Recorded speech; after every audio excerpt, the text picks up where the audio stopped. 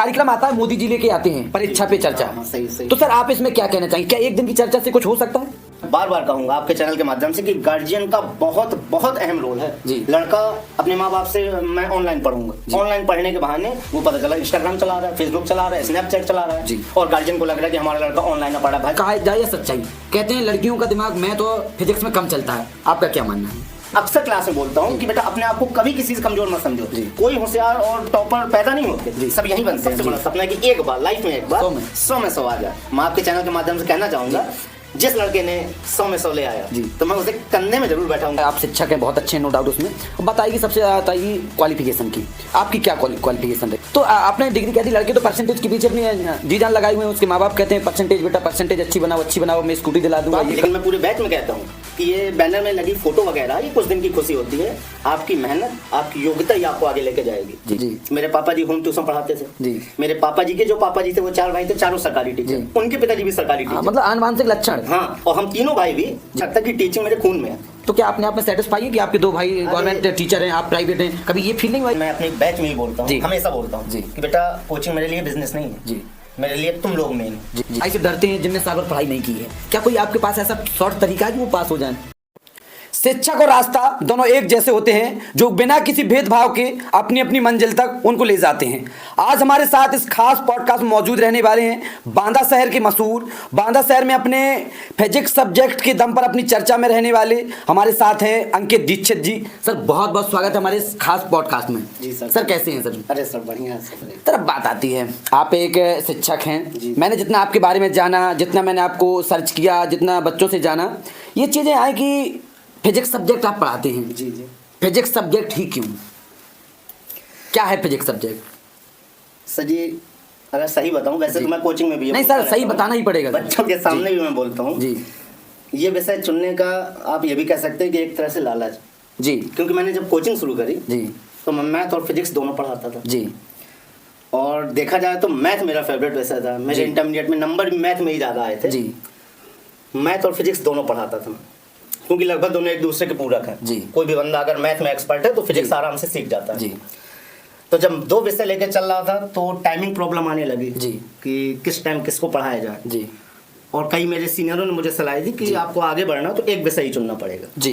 तो जब मेरे पास चॉइस आई कि मुझे चुनना कौन सा है जी, तो मैंने सोचा कि यार लड़का हाई स्कूल के बाद जी मैथ साइड में जाएगा या बायो साइड में जाएगा जी, बढ़ जाएगा लेकिन फिजिक्स दोनों में रहेगा, दोनों में कमांड, चाहे वो मैथ साइड का हो चाहे बायो साइड का। बिल्कुल। तो फिर मैंने जो है फिजिक्स चुना, तो एक तरह से आप लालच भी कह सकते हैं। लेकिन उसके बाद जी जब मैंने पर्टिकुलर फिजिक्स को समझना शुरू किया तो मुझे लगा कि यार इस यूनिवर्स में इससे अच्छा सब्जेक्ट ही नहीं हो सकता।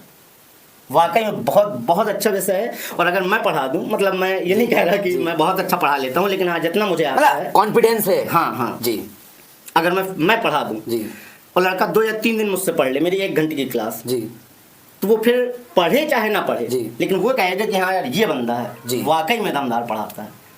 सर कब से आपने बांदा में शुरुआत की कि कोचिंग डालते हैं, कब से आपने ये शुरुआत की? सर जी मेरा जो है इंटर 2007 में हुआ था जी। मैं बीपीएमपी उमर इंटर कॉलेज में पढ़ता रहा हूँ, वहीं से मेरा इंटर हुआ जी। तो जब इंटर में पढ़ता था तो मोहल्ले के जी जो मेरे जूनियर थे स्टूडेंट वो क्वेश्चन वगैरह पूछने आ जाते थे, तो वहाँ से मैं कॉपी वगैरह में पढ़ाता था, तो वो कह देते थे कि भैया आप अच्छा पढ़ाते हैं, अच्छा समझाते हैं, आप कोचिंग खोलिए। तब मेरा ऐसा कोई मन नहीं था। फिर धीरे धीरे मोहल्ले के 4-6 लोग अपने दोस्तों को लेके आने लगे, तो मैं कमरे में बैठ के कॉपी में पढ़ाने लगा जी। फिर इस तरह धीरे धीरे चीज़ें बदलती गई और मैं यहाँ तक आ गया जी। सर अभी आपने कहा कि मेरा सब्जेक्ट फेवरेट था मैथ था जी जी। मतलब वो कहा, तो क्या आपने अपना फेवरेट सब्जेक्ट क्यों छोड़ा? मैंने बताया ना सर, लालच ये यही मान लीजिए आप कि बताया मैंने कि 2 साइड में लड़का बढ़ जाता था जी। तो मुझे ये लगा कि यार लड़का मैथ में और बायो में अलग अलग हो जाएगा, और मुझे एक अंदर से शुरुआत से एक इच्छा थी कि मैं उस पोजीशन पे पहुंचूं जो मुकाम कोई ना छुपाया हो बांदा में जी। तो मुझे ज़्यादा से ज़्यादा स्टूडेंट की संख्या चाहिए थी, उनसे जोड़ना था जी। तो मैंने सब्जेक्ट मैथ और फिजिक्स में फिजिक्स इसलिए लिया कि मुझे मैथ वाला और बायो वाला दोनों मिलेंगे और मैं दोनों को फिजिक्स से समझा के दिखा दूंगा। जो बायो वाला लड़का कहता है कि नहीं फिजिक्स कठिन है, मुझसे आके मिल ले एक बार जी, मैं उसे 3 दिन में एहसास करा दूंगा कि फिजिक्स कठिन नहीं जी। मतलब आपको ये लगता है कि फिजिक्स सब्जेक्ट जो है बहुत इजी है? बहुत इजी है सर, बहुत इजी। उसके डेरिवेशन वगैरह? अरे सर डेरिवेशन मतलब कुछ नहीं, लड़का तो बहुत डरता है, डेरिवेशन एक पेज का हो जाता है लड़का। आप सर मेरे पढ़ाए स्टूडेंट से जो भी मेरे पढ़ाए हुए हैं उनसे आप पूछिए कि अंकित सर डेरिवेशन कैसे पढ़ाते हैं। मैं डेरिवेशन पूरा का पूरा मुंह जवानी लड़के को याद करवा सकता हूँ, क्योंकि मैं स्टेप बाय स्टेप लेके चलता हूँ कि उसको ये याद रहे कि इसके बाद ये करना है, इसके बाद ये करना है, इसके बाद ये करना है। सर फिजिक्स में सबसे मेन बताऊं मैं, कॉन्सेप्ट होता है। अगर आपका कॉन्सेप्ट अच्छा है और बिल्कुल क्लियर है तो चाहे डेरिवेशन हो, थ्योरी हो, न्यूमेरिकल हो, बिल्कुल आसानी से हो सकते हैं, बिल्कुल आसान। जी अब सर बात आएगी, आप शिक्षक हैं, बहुत अच्छे, नो डाउट उसमें। बात आएगी सबसे ज़्यादा आएगी क्वालिफिकेशन की। आपकी क्या क्वालिफिकेशन रही? देखिए सर जी, आप क्वालिफिकेशन पूछ रहे हैं, मैं बता दे रहा हूँ, लेकिन मुझे ऐसा लगता है, मैं आपके चैनल के माध्यम से ये भी कहना चाहूंगा कि सर डिग्री एक कागज का टुकड़ा होता है, बिल्कुल, उससे कोई फर्क नहीं पड़ता।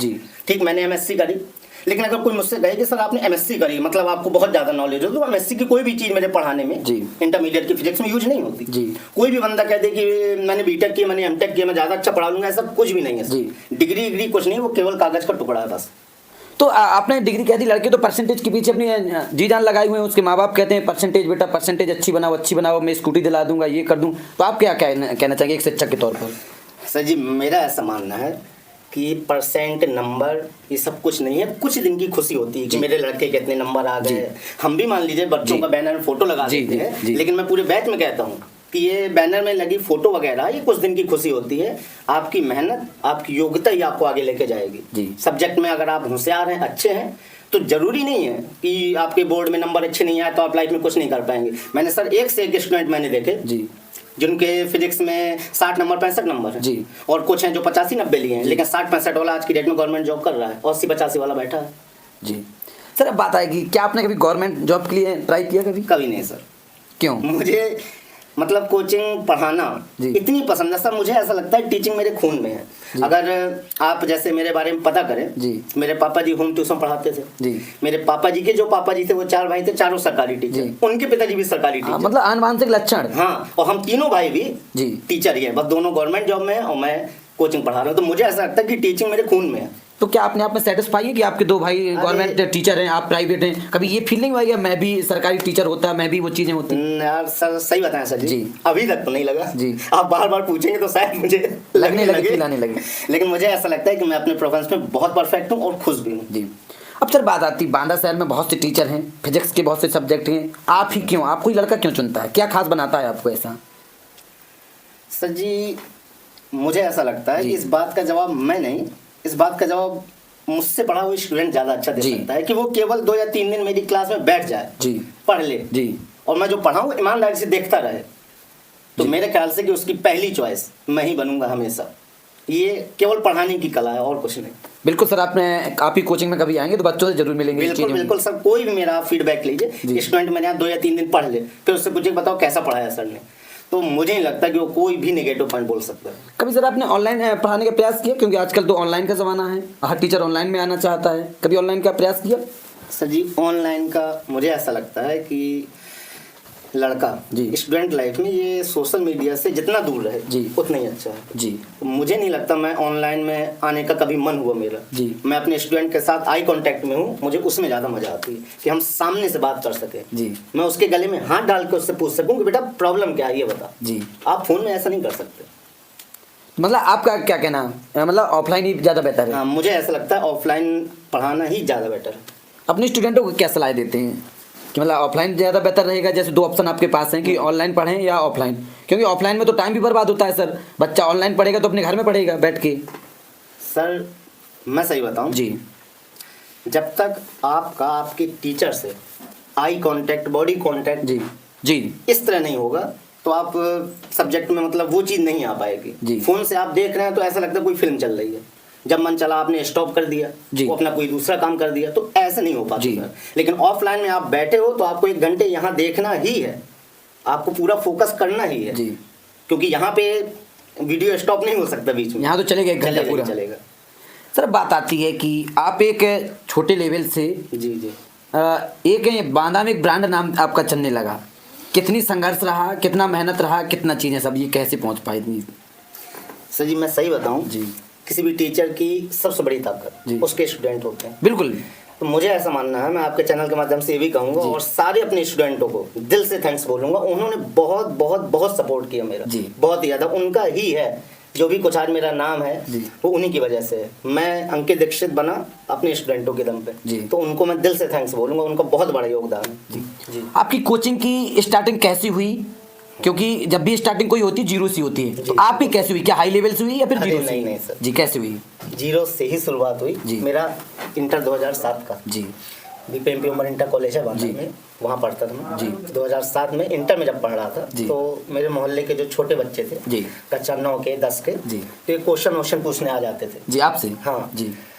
अब ये था कि थोड़ा सा होशियार बच्चों में गिनती होती थी हमारी, तो मोहल्ले के बच्चे आ जाते थे, तो मैं उनको पढ़ाता था अपने तरीके से, मैं सवाल समझाता था और उन्हें मेरा ये समझाने का तरीका बहुत अच्छा लगता था। धीरे धीरे फिर वो लोग अपने दोस्तों को लेवा के आने लगे। फिर उसके बाद उन्होंने कहा कि सर जी आप मोनू भैया कहते थे मुझे, आप बढ़िया पढ़ाते हैं जी। मैंने कहा अच्छा। कहते हैं आप ना हो तो कोचिंग खोल लीजिए जी। मैंने कहा ठीक। तो मोहल्ले के ही 8-10 बच्चे हो गए, मैं रजिस्टर में पढ़ाया करता जी। फिर उसके बाद जो है मैं घर से निकल के आया मेन रोड में, वहाँ पे मैंने एक कमरा लिया 700 रुपये का, पहला कमरा 700 रुपये लिया था मैंने। उसमें 30 से 35 बच्चे बैठ जाते थे। जब मैंने पढ़ाना शुरू किया, बच्चों ने थोड़ा सा सपोर्ट किया, वो कमरा भर गया जी। कमरा छोटा पड़ने लगा, फिर मैंने और बड़ा कमरा लिया और मुझे अच्छे से याद है 2011 की 700 रुपये के कमरे से मैंने स्टार्टिंग 2011 में जब कमरा लिया था, पढ़ाना 2009 से शुरू किया था, 2011 में मेन जगह आ गया जी। फिर उसके बाद 2014 आया, तो वहाँ तक आते आते कमरा काफ़ी छोटा होने लगा, तो मैंने उससे बड़ा हॉल लिया जी। और उसके बाद 2014 के बाद मुझे लग रहा है कि मेरा ग्राफ बढ़ता ही चला गया जी। फिर उसके बाद मुझे लगा यार अब ये कमरा भी छोटा पड़ रहा है, और बच्चों ने कहा कि सर जी यहाँ नहीं, आप मेन मार्केट चलिए, जो बांदा का मेन मार्केट कोचिंग का माना जाता है, डीएम कॉलोनी है सिविल लाइन जी। तो उन्होंने कहा आप वहाँ चलिए। फिर वहाँ मैंने हॉल लिया, कटरा एक मोहल्ला है जी, वहाँ पे मैं पढ़ाता था 2014-15 में जी। मैं लगभग वहाँ पे नंबर 1 पे आ गया, बच्चों की पहली चॉइस बन गया जी। फिर उन्हीं बच्चों ने कहा कि सर जी यहाँ तो हो गया जी, आपको कोई नहीं टच कर रहा, अब आप मेन मार्केट चलिए। मैंने कहा भैया मेन मार्केट कहाँ चलेगा? डीएम कॉलोनी चलिए। डीएम कॉलोनी है जो बांदा का काका देव माना जाता है बिल्कुल।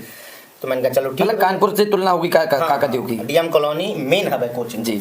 अगर बांदा में लड़का एंट्री करता है तो पहली चॉइस कोचिंग की डीएम कॉलोनी होती है। 15-16 के बाद मैंने 2 घंटे मतलब 2 बैच डीएम कॉलोनी में पढ़ाना शुरू किए, और वहाँ बच्चों का रिस्पॉन्स बहुत अच्छा मिला, तो मैं धीरे धीरे यहाँ के बैच कम करके डीएम कॉलोनी में बैच शिफ्ट करता चला गया। और 2020-21 कोरोना के बाद मैं पूर्णतः डीएम कॉलोनी में शिफ्ट हो गया जी। तो अभी आपकी लोकेशन कहाँ है अभी वर्तमान में कोचिंग की? देखिए बस स्टैंड है, बांदा का बस स्टैंड, वहाँ पे फेमस डॉक्टर है डॉक्टर नरेंद्र गुप्ता जी, अभी उनका बड़ा अस्पताल बना है। हाँ बस उसी अस्पताल के बगल से रास्ता बनी है जी, वो कोचिंग हब है जी। तो आप वहाँ पे आइए, आप देखिए जी। अब सर बात आती है, लोग कहते हैं आजकल की कोचिंग बिजनेस बन गई है, टीचर भी बिजनेस की तरह धंधा की तरह पढ़ाने लगे हैं, फीस बच्चे से ली कोई मतलब नहीं है, भीड़ दिखाई। तो इसके बारे में आप क्या कहना चाहेंगे? क्योंकि बहुत भीड़ तो आप पढ़ा लेते हैं, एक टीचर 100-200 एक बार में कैसे पढ़ा लेता है सर? इसको कोचिंग नाम दिया जाए या बिजनेस नाम दिया जाए? बताएं सर। नहीं सही है जी, देखिए आपका क्वेश्चन बिल्कुल सही है। बिल्कुल कुछ लोग वाकई में कोचिंग को धंधा बना चुके हैं जी। और देखिएगा ये लाइन मैं अपने बैच में ही बोलता हूँ, हमेशा बोलता हूँ कि बेटा कोचिंग मेरे लिए बिजनेस नहीं है जी, मेरे लिए तुम लोग मेन हो जी। मैं तुम मेरे यहाँ पढ़ने आए हो, कुछ सीखने आए हो, तो तुम फीस की टेंशन छोड़ो, पहले तुम सब्जेक्ट देख के चलो। पढ़ाई में कोई दिक्कत हो कुछ हो तो बताना, बाकी मैं फीस को सेकेंडरी 3rd नंबर पे देता हूँ। मुझे ऐसा लगता है कि लड़का कुछ उम्मीद लगा के आया है, बेचारा कई लड़का गांव से यहाँ आया जी, और फाइनेंशियली कमजोर होता है, तो ऐसा नहीं, मैं हेल्प भी कर देता हूँ। उन्होंने कहा सर फीस कम, कोई दिक्कत नहीं है भाई, तुझे समझ में आना चाहिए तो लाइफ में आगे जा जी। पैसा ऐसा तो ठीक है, ये सब होता रहेगा, मैं चाहता हूँ लड़का मुझे दिल से चाहे, माने जी। अब सर बात आती है कि आपसे, आपने जैसा कहा कि कई लोग हमसे उम्मीद करते हैं, क्योंकि कई घर के जो चिराग होते हैं वो आपसे जुड़े होते हैं। हर माँ बाप का सपना भी होता है कि सर बहुत अच्छा पढ़ाते हैं, हमारे बच्चे को एक लेवल तक ले जाएंगे। तो आप कितने अपनी तरफ से एफर्ट लगाते हैं? कोई जैसे बच्चों का डाउट हुआ, पर्सनल डाउट हुआ, क्या पर्सनल चीज़ें पूछ सकते हैं जी? चीज़ बिल्कुल सर, बिल्कुल। मैं हमेशा कहता हूँ, हमेशा बच्चों से कहता हूँ कि भैया बैच में कई लड़का होता है संकोच करता है, लड़कियां हैं लड़के नहीं बोल रहा, मैं हमेशा बोलता हूँ, सबसे बोलता हूँ कि भैया आप पर्सनली मुझसे पूछिए, आप रजिस्टर पेन लेके आ जाइए, जब भी मुझे फ्री पाइए खूब पूछिए, एक नहीं 10 बार पूछिए, लेकिन बस संतुष्ट हो जाइए। माँ बाप जो तुमसे उम्मीद लगाए हैं उन पे खरे उतरो। मुझसे फ़ोन में और इसमें व्हाट्सएप में अक्सर बच्चे क्वेश्चन भेजते रहते हैं। अभी जैसे मान लीजिए एग्जाम आ रहे हैं तो अभी भी अक्सर क्वेश्चन आते रहते हैं, तो जितना हो सकता है मैं सोल्यूशन भेजता हूँ, या लगता है कि इस तरह समझ में ना आएगा तो बुला लेता हूँ अपने पास, भैया कोचिंग आ जाओ। अब सर बात आई, एग्जाम भी बहुत नज़दीक है, 18 तारीख से एग्जाम भी स्टार्ट है, तो उन बच्चों को क्या मैसेज देना चाहिए जो बहुत वीक हैं, बहुत कमज़ोर हैं, जो वास्तव में पढ़ाई से डरते हैं, जिनने साल भर पढ़ाई नहीं की है? क्या कोई आपके पास ऐसा शॉर्ट तरीका है कि वो पास हो जाएं? उनको कोई ऐसा मंत्र दे दें? अरे सर, मैं एक चीज़ जानता हूँ कि सफलता का कोई शॉर्टकट नहीं होता सर जी। कोई शॉर्टकट नहीं होता। अगर कोई कहे कि बस 3 घंटे में मैं ये कर दूंगा, 3 घंटे में हिमालय चढ़ लूंगा, कुछ नहीं सर जी। सफलता संघर्ष मांगती है जी। आपको लगातार प्रतिदिन मेहनत करनी पड़ेगी। शॉर्टकट मतलब मुझे इस शब्द से बड़ी नफरत है जी। शॉर्टकट नहीं, कोई शॉर्टकट नहीं, सफलता का शॉर्टकट हो ही नहीं सकता। आपको लगातार मेहनत करनी पड़ेगी, प्रत्येक दिन अपने आप से लड़ना पड़ेगा कि नहीं मुझे आज ये करना है, मुझे आज इतना तैयार करना है, इतना सिलेबस पढ़ना ही पढ़ना है। अरे सर कुछ नहीं, मैं सही बताऊं, लड़का ईमानदारी से प्रतिदिन 2 या 3 क्वेश्चन का एक वो बना दे शेड्यूल कि करना ही करना है जी। और पूरे साल फॉलो करे सर, ज़्यादा नहीं 2 या 3 क्वेश्चन कि प्रत्येक दिन मुझे पढ़ना है, बड़े आराम से। पता नहीं सर लोग बोर्ड पेपर, मैं तो सही बताता हूँ, बोलता भी हूँ बैच में कि यूपी बोर्ड में फिजिक्स में नंबर लाना मतलब गुड़िया के बाल चबाने जितना आसान होता है बच्चे, बिल्कुल आसान है। बस ये है कि आपको डिसिप्लिन में और रेगुलरिटी फॉलो करनी पड़ेगी लगातार। ये नहीं कि आपने एक हफ्ते कुछ नहीं और एक हफ्ते में किसी दिन पिताजी ने डांट दिया, माताजी ने डांट दिया, लड़का जोश में आ गया, पढ़ने लगा, बस बंद कर दिया कमरा, बिल्कुल आज सब कुछ पढ़ डालूंगा। एक दिन 6-7 घंटे उसने पढ़ लिया और फिर 10-15 दिन की फुर्सत, तो 6-7 घंटे का कोई मतलब नहीं भैया। आप 15 मिनट पढ़ो, आधे घंटे पढ़ो, लेकिन रोज पढ़ो, डेली पढ़ो, हाँ रेगुलर। अब सर बात आएगी, आपके कौन है आइडियल टीचर, कौन है जिनसे आप प्रेरित होते हैं, जिनसे आप इतनी ऊर्जावान रहते हैं? कौन है आपके आइडियल? सर जी मेरे आइडियल क्या, मुझे ऐसा लगता है कि बांदा कोचिंग की धरती का वो बंदा सबका आइडियल रहा होगा। उसका नाम है मिस्टर योगेश द्विवेदी जी, बाबा जी कहते हैं उन्हें। मैंने खुद उन्हीं से पढ़ा है फिजिक्स, नहीं मैथ जी, लेकिन मैं टीचिंग का आइडियल उन्हीं को मानता हूँ। उनके पढ़ाने का तरीका या उनको देख के लगा था कि नहीं यार जी, पढ़ाई हो तो ऐसी हो, पढ़ाने का तरीका है। और वाकई में बांदा शहर को, पूरे शहर को कोचिंग पढ़ाना उन्हीं ने सिखाया जी। मुझे लगता है सब लोग उन्हीं को फॉलो करते थे, तो मुझे ऐसा लगता है मेरे क्या पूरे बांदा के आइडियल होंगे। अब लोग मुंह पे ना बोले अलग बात है, एक्सेप्ट ना करें, लेकिन वो हैं। सर अब बात आती है परीक्षाओं के बहुत नज़दीक हैं और कार्यक्रम आता है, मोदी जी लेके आते हैं परीक्षा पे चर्चा। सही। तो सर आप इसमें क्या कहना चाहेंगे, क्या एक दिन की चर्चा से कुछ हो सकता है? देखिए देश के प्रधानमंत्री हैं वो, पहली बात तो उन्हें धन्यवाद जी, क्योंकि कम से कम वो अपना टाइम निकाल के चर्चा कर तो रहे हैं जी। देखिए एक दिन की चर्चा में वो तो अपना काम करके चले गए, लेकिन अब स्टूडेंट को और सबसे मेन भाई साहब गार्जियन को जी, उन्हें बराबर चर्चा करनी पड़ेगी जी। मोदी जी ने अपना काम किया, बिल्कुल सही किया, उसके लिए दिल से धन्यवाद उन्हें, लेकिन एक दिन की चर्चा में नहीं कुछ होगा जी। स्टूडेंटों को आपस में चर्चा करनी पड़ेगी, उनके गार्जियनों को चर्चा करनी पड़ेगी और टीचर को सबसे मेन जी लगातार। और दूसरी चीज ये भी है कि लगातार जो प्रतिदिन चर्चा करता रहे, पढ़ता रहे, लगा रहे, वो निकल जाएगा।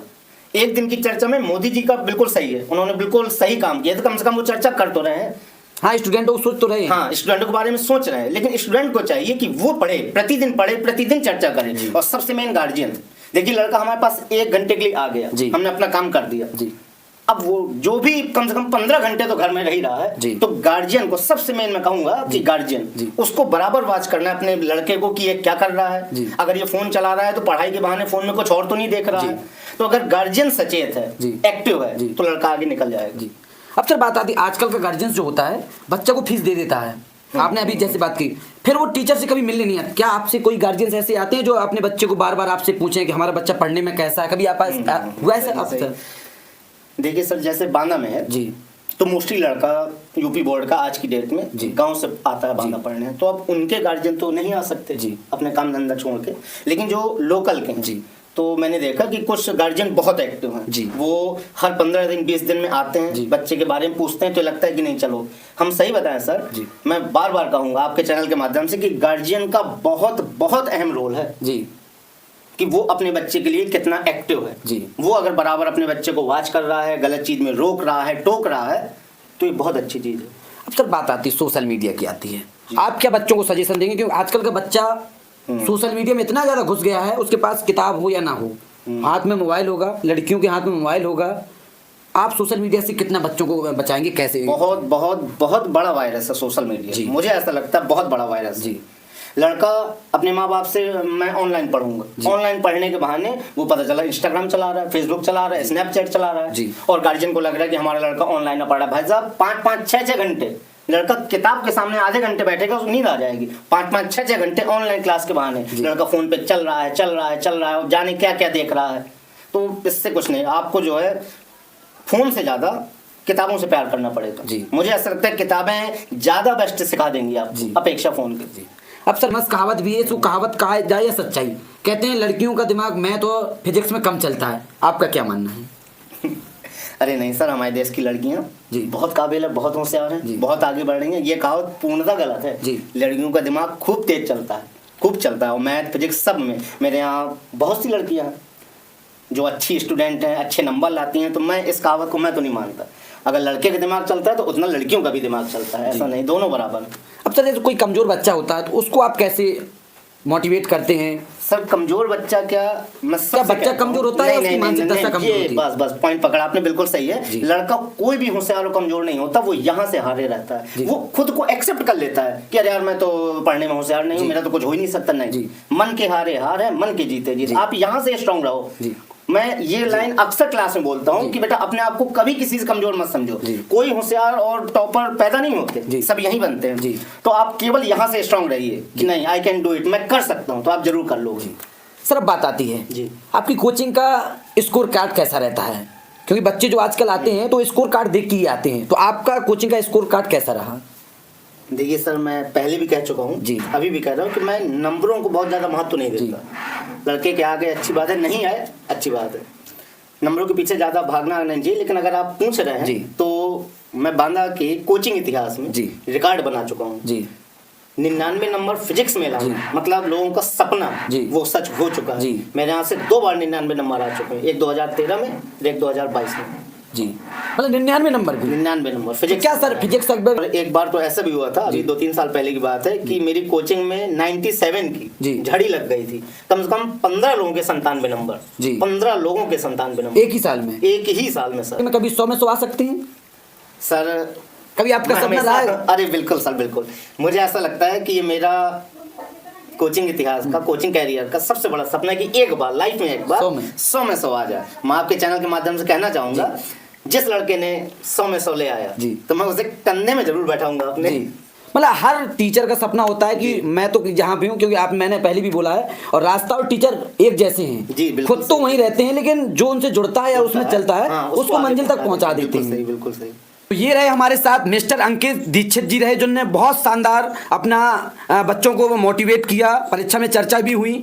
सर का जो लास्ट में सवाल रहे, जवाब रहे, बहुत शानदार है। आपको सर का पॉडकास्ट कैसा लगा कमेंट बॉक्स में लिखना बिल्कुल ना भूलें, और सर से जुड़ना बिल्कुल ना भूलें, क्योंकि सर ने जो मुझे लगा, सर की कोचिंग में देखा, मैंने जाना, सर का जो चीज़ें लगी, सर एक टीचर तो बहुत बेहतरीन है, कोई डाउट नहीं है। जो इंसान है वो भी बहुत बेहतरीन है। सर इसके लिए भी बहुत बहुत धन्यवाद कि आप हमारे इस पॉडकास्ट में आए। इसके लिए मैं अपने चैनल की तरफ से बहुत बहुत धन्यवाद सर, बहुत बहुत धन्यवाद।